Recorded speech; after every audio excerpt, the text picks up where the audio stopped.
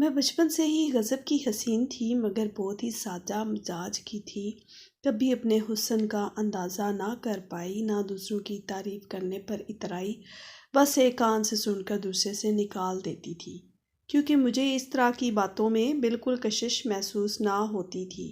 ایک عام سی بستی کی رہنے والی تھی، والدین کی اکلوتی اولاد ہونے کے باوجود کبھی نخرے نہ کیے، بس جو پہننے کو ملا پہن لیا، جو گھر میں پکا کھا لیا۔ ہمارا رہن سہن بھی سادہ سا تھا، غریب طبقہ کے لوگ تھے۔ مگر ایک بات جو مجھے بالکل پسند نہ تھی وہ میرے ماں باپ کی کمائی تھی۔ میرا باپ ڈاکوؤں کے گروہ سے تعلق رکھتا تھا اور ڈاکہ ڈالتے وقت مزاحمت کرنے پر قتل کر دیتا۔ اس کے لیے یہ معمولی سی بات تھی۔ باللہ کا ہے بے حس اور خود غرض انسان تھا، بس مجھے اور میری ماں کو فی الحال کسی ذاتی غرض کا نشانہ نہ بنایا۔ ڈاکے ڈال کر جو بھی ملتا گھر لاتا اور میری ماں کے حوالے کر دیتا، جو گھر کا نظام سنبھالتی تھی۔ ہمارا گھر جنڈیال کے قریب ایک بستی میں تھا۔ یہ ڈاکوؤں کی بستی تھی، سو یہ علاقہ ڈاکہ زنی کے لیے مشہور تھا، اب بھی مشہور ہے۔ اس ویران علاقے سے کچھ بھی فاصلے پر مین روڈ تھا، جہاں رات کو چلنے والی ٹریفک ہمارے علاقے کے ڈاکوؤں کی وجہ سے محفوظ نہیں تھی۔ یہی وجہ ہے کہ راجن پور اور جنوبی پنجاب سے سندھ کی طرف جانے والی کاریں، ویگنیں، ٹرک، بسیں اور دوسری ہر طرح کی ٹریفک رات کو کاروان کی صورت میں اس علاقے سے گزرتے تھے، کیونکہ اکا دکا بس یا ویگن وغیرہ کو لوٹ مار کا یقینی سامنا کرنا پڑتا، جبکہ کاروان کی صورت میں چلنے والی ٹریفک کے آگے اور پیچھے حفاظت کی خاطر پولیس کی گاڑیاں آج بھی باری نفری کی صورت میں رواں دواں ہوتی ہیں۔ اس اہتمام کے باوجود اکثر ڈکیتی کے واقعات رونما ہوتے رہتے تھے۔ ڈاکوؤں کی لوٹ مار کا ایک ہی طریقہ ہے کہ وہ سڑک کے بیچوں بیچ بڑے بڑے درخت کاٹ کر گرا دیتے ہیں اور سڑک کو بلاک کر دیتے ہیں۔ رکاوٹ آ جانے سے ٹریفک رک جاتی ہے۔ تب بندوقوں کے زور پر وہ ڈرائیور کو اور مسافروں کو بسوں وغیرہ سے نکال کر ان کا تمام تر مال و اسباب لوٹ لیتے ہیں، اور جان کے خوف سے وہ بیچارے اپنی کل جمع پونجی، موبائل، گھڑیاں اور خواتین اپنے زیورات تک اتار کر ڈاکوؤں کے حوالے کر دیتی ہیں۔ اکثر یہ ڈاکو پولیس کی وردیوں میں بھی ہوتے۔ جنڈیال سے آگے کے اس جنگل اور بیابان کے سنسان علاقے پر جب ڈاکہ پڑتا ہے اور بندوقوں کی گولیاں چلتی ہیں تو سارا علاقہ لرز اٹھتا ہے اور ہماری بستی تک آواز سنائی دیتی ہے۔ بے شک بستی کے سارے مکین ڈاکہ نہیں ڈالتے، مگر وہ ڈکیت برادری سے ضرور تھے۔ جب یہ لٹیرے لوگ لوٹ مار کے بعد بستی میں پناہ لینے آتے ہیں تو ہر گھر کا دروازہ ان کو پناہ دینے کے لیے واہ کر دیا جاتا ہے، کیونکہ سب ہی ان کو پناہ دینے پر مجبور ہوتے ہیں۔ ہمارے علاقے کا سب سے بڑا طاقتور ڈاکو شیرا نامی شخص تھا، جس کے آگے کسی کی اونچی آواز میں بات تک نہ کرنے کی مجال تھی، گویا یہ اس علاقے کا بے تاج بادشاہ تھا۔ جب لوٹ مار کے بعد لوٹتا تو بستی کے ہر ضرورت مند کو خوب نوازتا تھا۔ میرے والد بھی اس کے گروہ سے تعلق رکھتے تھے۔ ابا اگرچہ فطری طور پر ڈاکے اور لوٹ مار کو زیادہ پسند نہیں کرتے تھے، لیکن بچپن سے ہی ایسے زور آور لوگوں کے سامنے کمزور اور محنت مزدوری کرنے والوں کو بھی شیرا جیسوں کے شر سے غیر محفوظ اور دبتا ہوا دیکھا تو وہ بھی سخت جان بن گیا۔ شیرا کا اس بستی میں اکلوتا اور سب سے قریبی بندہ بن گیا، جبکہ شیرا کی دہشت سے باقی سب اس کے دباؤ میں رہتے تھے اور اس کے حکم پر مجبور ہو کر ناپسندیدہ امور سر انجام دیتے تھے۔ مگر جب بھی شیرا کو سڑک پر مسافر بسوں اور گاڑیوں کو لوٹتا ہوا ابا کو اطلاع کرواتا کہ تیار رہو، آج رات ہمارے ساتھ مشن پر چلنا ہے۔ ابا کا نشانہ بہت اچھا تھا، وہ ہر وقت اپنی بندوق کو تیار رکھتے تھے۔ شیرا کے ساتھ جاتے تو بندوق کے ساتھ کارتوسوں کی پیٹی کو گلے میں ڈال لیتے تھے اور پھر شیرا ان کو شراکت داری میں لوٹ مار سے مناسب حصہ دے دیا کرتا تھا۔ میری ماں کو قسمت نے ایک ڈاکو کی بیوی ضرور بنا دیا تھا، مگر وہ دل سے ایک نیک عورت تھی اور ڈاکہ زنی کو اچھا نہیں جانتی تھی، اس لیے آئے دن اس بات پر ان کا ابا سے جھگڑا رہتا تھا۔ اماں کا کہنا تھا کہ لوٹ مار چھوڑ کر محنت کی کمائی سے بچوں کی پرورش کرنی چاہیے تاکہ ان کی رگوں میں حلال کا رزق ہو اور یہ ڈاکو نہ بنے۔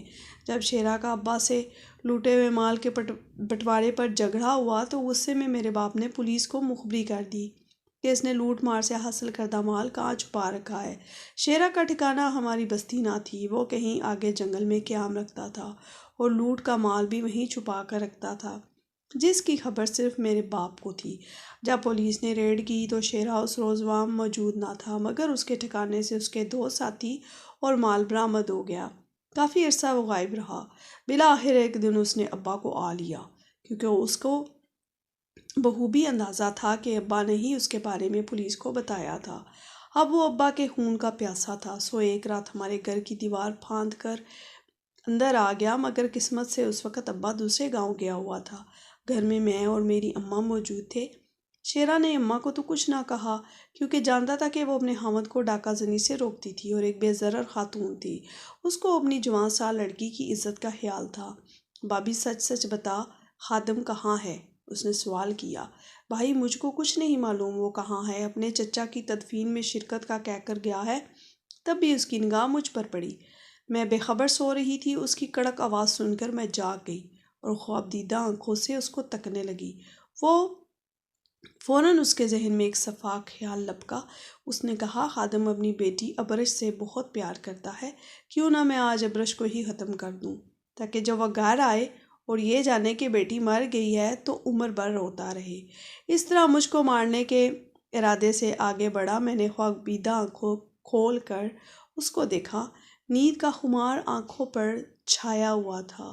تبھی خوف زدہ ہو کر میں نے کہا، چچا کیا کر رہے ہو؟ تم مجھے کیسے مار سکتے ہو؟ اس کی گن کی طرف جاتا ہوا ہاتھ رک گیا، میری طرف غور سے دیکھنے لگا اور پھر اس کی زبان سے بے اختیار یہ آواز نکلی، ہاں میں تجھے قتل نہیں کر سکتا، تو بہت معصوم ہے، تیرے باپ سے بدلہ میں کسی اور طرح سے لے لوں گا۔ وہ بہت ظالم اور جابر مشہور تھا، مگر میری خاطر وہ بیگی بلی بن گیا۔ اس نے میرے باپ کو قتل کرنے کا ارادہ بھی ترک کر دیا تھا۔ اس کا قصور معاف کر کے دوبارہ دوستی کا ہاتھ بڑھایا۔ کوئی نہیں جانتا تھا ایسا اس نے کس کی خاطر کیا تھا۔ میری حسین صورت اس کے دل میں کھب گئی تھی۔ عشق کا دیوتا حوروں کے فرق کو نہیں دیکھ پاتا، اسی لیے عشق کو اندھا کہا جاتا ہے۔ ان دنوں میں 16 برس کی تھی اور وہ مجھ سے 23 برس بڑا تھا۔ جب میں 2 برس کی تھی تب بھی وہ ہمارے گھر آیا کرتا تھا۔ تب وہ مجھ سے کھیلتا اور میں ہنس ہنس کر جب اکثر اس کا کان مروڑتی تو وہ ایسا بن جاتا جیسا بچہ اپنے پالتو خرگوش کے کانوں کو پیار سے چھوتا ہے تو وہ سر کانوں میں دبا لیتا ہے۔ قریبی بستیوں کے لوگ اس کے نام سے کانپتے تھے کہ شیرا جنگل سے نکل کر گاؤں پر دعویٰ بولنے والا ہے۔ ایک دنیا اس سے ڈرتی تھی، مگر مجھے ذرا بھی اس سے ڈر نہیں لگتا تھا۔ میں اس کے بال نوچ لیتی، اس کی پگڑی اچھال دیتی تو وہ ہنستا مسکراتا رہتا۔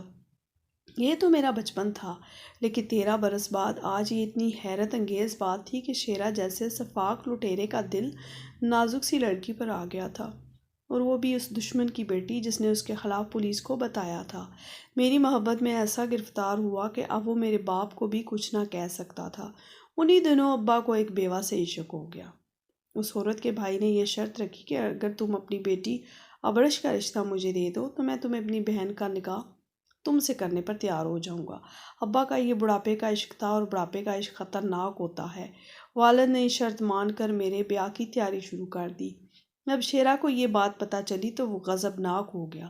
اس نے ابا سے کہا، میں نے تیری جان بخشی صرف تیری بیٹی کی خاطر، اس لیے بہتر ہوگا تو اس کا نکاح مجھ سے کر دے، ورنہ پھر دشمنی میں سب کچھ جائز ہے۔ میرے والد نے نہ صرف انکار کیا بلکہ خوب برا بلا کہا۔ میری شادی کی تیاریاں جاری رکھیں۔ ادھر شیرا کی نیندیں حرام ہو گئی تھی۔ نکاح میں بس 1 ہفتہ رہ گیا تھا کہ ایک رات جب میں اپنے صحن میں سو رہی تھی اور ابا چاول خریدنے شہر گیا ہوا تھا، تب شیرا اپنے 3 آدمی اپنے ساتھ لایا اور ہمارے گھر کی 4 دیواری پھلانگ کر اندر اتر آیا۔ گرمیوں کے دن تھے، ہم ماں بیٹی گہری نیند میں تھیں۔ اچانک میں نے محسوس کیا کہ میری چارپائی کو کوئی ہلا رہا ہے، مگر میری چارپائی کو کاندھوں پر لے جایا جا رہا تھا۔ جب چارپائی زمین پر اتاری گئی تو میں شیرا کے ٹھکانے پر تھی۔ میں بری طرح خوف زدہ تھی کہ اب میرے ساتھ اچھا سلوک نہیں کیا جائے گا، مگر اس نے مجھے تسلی دی کہ اگر تم خاموش رہو گی تو ہم تمہیں کوئی بھی تکلیف نہیں پہنچائیں گے، اور اگلے روز اس نے مجھ سے زبردستی نکاح کر لیا۔ مگر اس نے مجھے اتنے پیار سے رکھا کہ دھیرے دھیرے مجھے اس سے محبت ہو گئی۔ سال بعد جب میں اس کے بچے کی ماں بن گئی، تو ساری دنیا کو بلا کر اپنے بچے کی محبت میں کھو سی گئی۔ لوگ جس شیر شاہ عرف شیرا ڈاکو کا نام سن کر کانوں کو ہاتھ لگاتے تھے، میں اس کی بیوی بن کر بے حد مسرور تھی۔ میری محبت نے اس ڈاکو کو جابر لٹیرے سے انسان بنا دیا تھا۔ نئی زندگی سے میں اتنی مطمئن تھی کہ مجھے باپ کی یاد تک نہ آتی تھی، اور میری ماں میرے اغوا کے کچھ دن بعد ہی مر گئی۔ خیر، ابا کو جب علم ہوا کہ شیرا ہی مجھے اٹھا کر لے گیا ہے اور اپنے گھر میں رکھا ہوا ہے تو اس کا خون کھول اٹھا۔ میرا باپ بھی اس کماش کا آدمی تھا کہ انتقام اس کی رگ رگ میں رچا ہوا تھا۔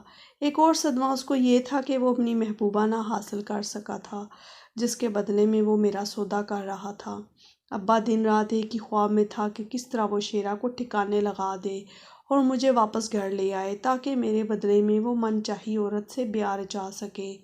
ابا نے ایک فقیرنی کے ذریعے کئی بار مجھے پیغامات بھجوائے کہ تم خود ہی اپنے شوہر کو چھوڑ کر واپس میرے گھر چلی آؤ، ورنہ میں تم دونوں کو ختم کر دوں گا۔ مگر میں جانتی تھی کہ ہمارا کچھ بھی نہیں بگاڑ سکتا۔ میں ہرگز باپ کے پاس جا کر اس کی محبوبہ کے بھائی کی بیوی نہیں بننا چاہتی تھی۔ میرے لیے شیرا ہی ٹھیک تھا اور میں اپنے گھر کو اجاڑنا نہیں چاہتی تھی۔ میرا گھر بس چکا تھا۔ میرے باپ نے ایک آخری بزدلانہ چال چلی اور میرے شوہر سے دوستی کا ہاتھ بڑھایا، پھر دھوکے سے اس پر وار کر دیا۔ یہ قتل اس نے میری آنکھوں کے سامنے کیا تھا، جبکہ میرا بچہ پالنے میں بے خبر پڑا ہوا انگوٹھا چوس رہا تھا۔ میں منت ترلا کرتی تھی، مگر اس نے ترس نہ کھایا اور میرا گھر اجاڑ کر رکھ دیا۔ میرے دیور آئے تو ان کو میں نے بتا دیا، تمہارے بھائی کا قاتل میرا باپ ہے، جسے شراب میں زہر پلا کر اس کا خاتمہ کر دیا تھا۔ ان کو اپنے بھائی سے بہت محبت تھی اور وہ شیرا کے قاتل کو ہر صورت تختہ دار پر دیکھنا چاہتے تھے، جبکہ میرا باپ چند بااثر افراد سے اچھے تعلقات کے باعث انصاف کی آنکھوں میں دھول جھونک رہا تھا۔ میں نے دیوروں پر اعتبار کر لیا تو انہوں نے میرے باپ کو پکڑوانے کی خاطر ایک عجیب چال چلی۔ کچھ افسران کو میرے حسن اور جوانی کی رشوت پیش کی۔ میں باپ کا گھر چھوڑ چکی تھی، لہٰذا اب ان لوگوں کے رحم و کرم پہ تھی۔ یہاں تک کہ وہ دن آ گیا جب مقدمہ عدالت کے روبرو مجھے پیش ہونا تھا۔ اس واقعے کی واحد میں ہی چشمدید گواہ تھی۔ میرے بیان سے میرا باپ بچ سکتا تھا یا پھر پھانسی پر بھی چڑھ سکتا تھا، لیکن دیوروں نے میرے باپ کے ساتھ اپنے 3 دوسرے دشمنوں کا نام بھی لکھوایا تھا جو بالکل بے گناہ تھے۔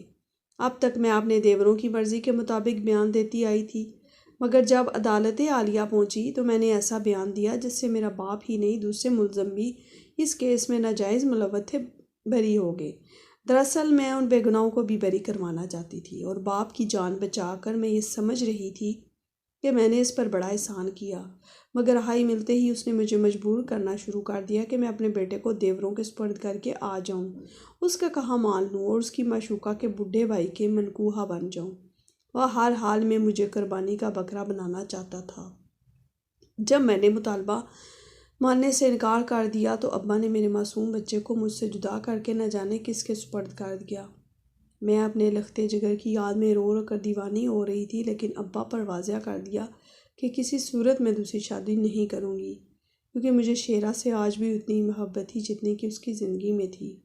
ابھی یہ جھگڑا چل رہا تھا کہ مجھے دیور کا پیغام ملا کہ اپنے معصوم بھتیجے کی خاطر ہم نے تم کو معاف کر دیا ہے، اب تم واپس گھر آ جاؤ، کیونکہ تمہارا بیٹا ہمارے پاس ہے اور یہ ہمارے مرحوم بھائی کی نشانی ہے، اور تمہارے بغیر اس کا بچنا محال ہے۔ یہ بہت زیادہ بیمار ہو گیا ہے۔ پیغام ملتے ہی میں بے قرار ہو گئی اور ایک دن موقع پا کر باپ کے گھر سے فرار ہو کر دیور کے پاس پہنچ گئی۔ میرا بیٹا واقعی بیمار تھا اور وہ میرے دیوروں کے پاس ہی تھا۔